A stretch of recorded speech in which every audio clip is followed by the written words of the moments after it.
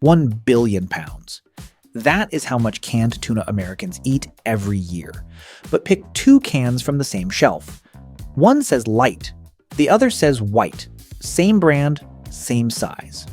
The white can contains 3 times more mercury. You cannot tell by looking or tasting.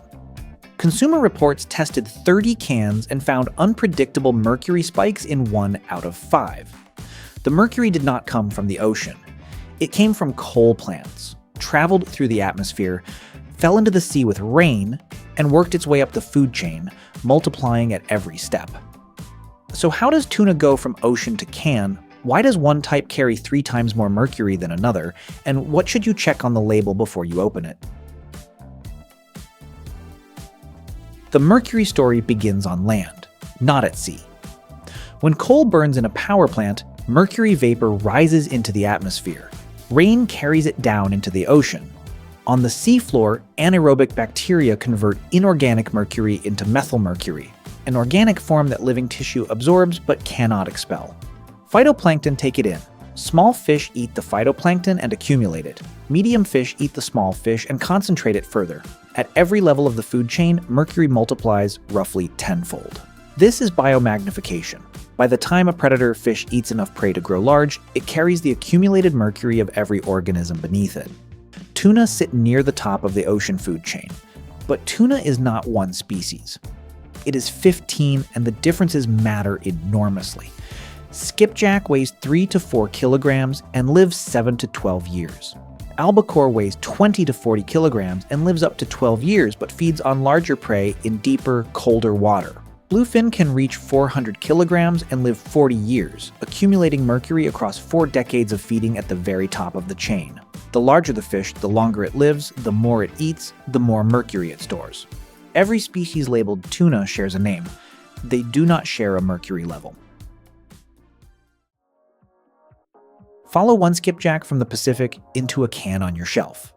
Most commercial skipjack are caught by purse-seine vessels in tropical waters of the western and central Pacific. A massive net encircles an entire school of fish, draws shut at the bottom like a drawstring bag, and hauls the catch aboard. Some boats use fish aggregating devices, floating objects that attract tuna and dozens of other species beneath them. The catch comes in fast, but the bycatch is higher, pulling in juvenile tuna, sharks, rays, and sea turtles alongside the target species. Pole and line fishing catches one fish at a time using a barbless hook and no bait with almost zero bycatch. It is slower and more expensive, but it is the method behind most sustainability certifications. On board, the fish are gutted and blast frozen at -20 to -40 degrees Celsius within hours of capture. The vessel may stay at sea for 2 to 3 months before returning to port.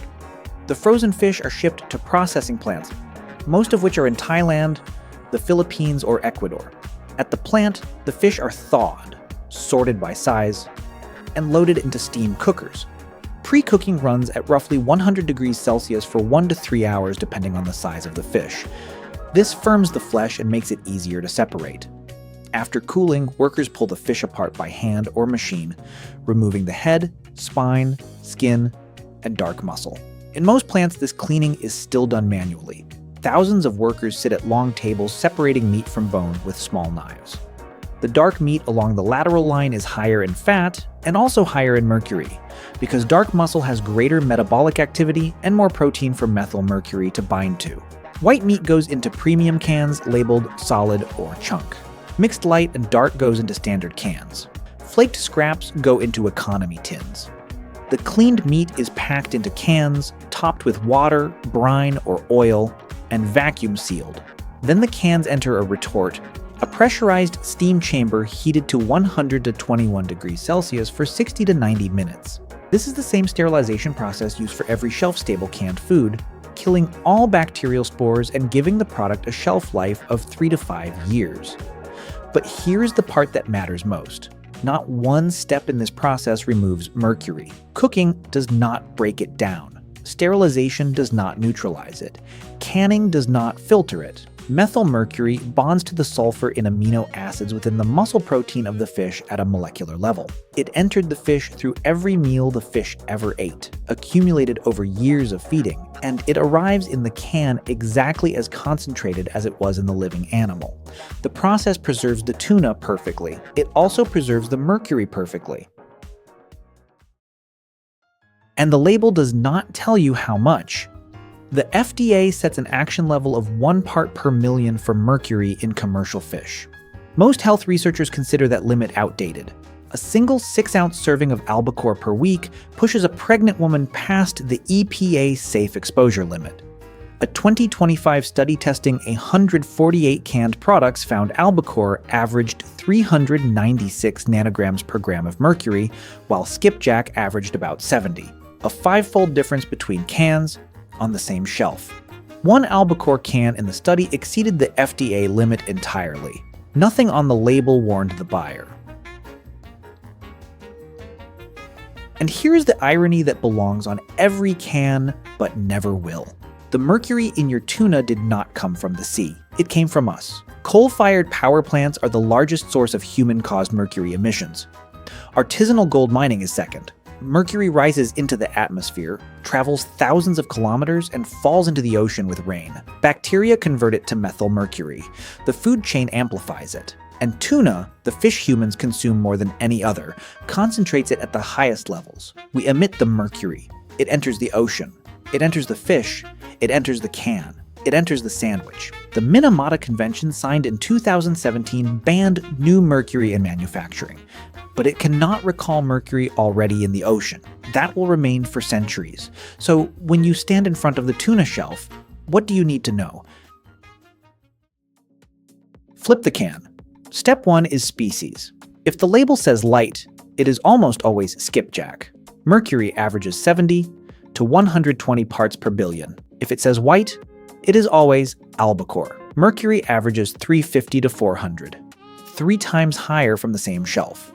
If you eat tuna regularly, choose light. Pregnant or feeding children, only light, maximum 2 servings per week. Step 2 is sourcing. Pole and line, or FAD free on the label, means lower bycatch.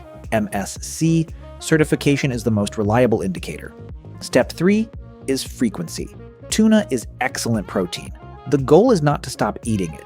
2 to 3 servings of skipjack per week is within every guideline. 1 serving of albacore per week is the limit for most adults. The safer option is also the cheaper one. Skipjack runs $1 to $2, albacore runs $2 to $4. One rule: light means skipjack means lower mercury, white means albacore means higher. 1 billion pounds a year. 2 cans on the same shelf. 1 word on the label decides how much mercury you take home.